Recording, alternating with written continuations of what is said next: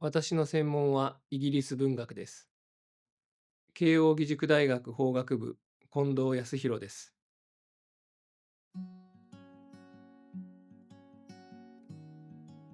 イギリス文学の中でも特に20世紀の小説を中心に研究してきました。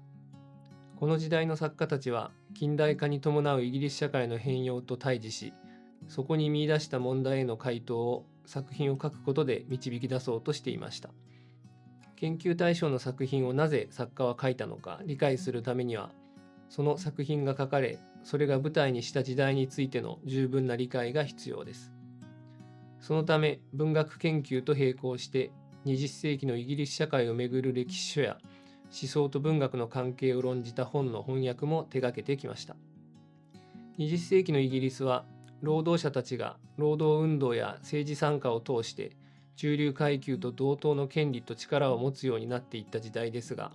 そうした時代背景がこの時代の小説の重要な文脈となっています。小説の研究にとってなぜ歴史が重要であるかといえば、登場人物たちの経験が彼らの生きる時代と社会に規定されるからであり、そうした時代と社会の中での生きられた経験をいかにリアルに描き、読者にそのリアリティを伝えられるか、これが作家にとっての最重要課題であるからです。生きられた経験は肉体を持ち、感情に揺さぶられる具体的な個人を前提としますから、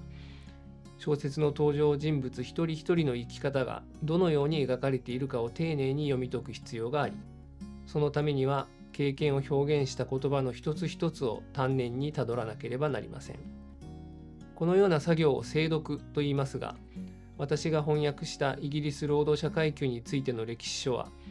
20世紀のイギリス社会に生きた人々の具体的な経験を日記などの個人的な記録や証言を資料として使いながら描き、人々の生きられた経験が織りなす歴史を語っています。このような歴史の語りと小説の違いは、ノンフィクションかフィクションかという区別に過ぎません。ここに文学が歴史学との垣根を越えて、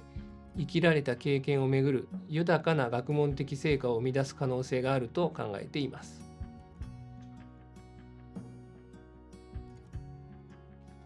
小説の分析をする場合も、歴史関係の本の翻訳をする場合も、何より重要なのは言葉の一つ一つを丁寧にたどりながら、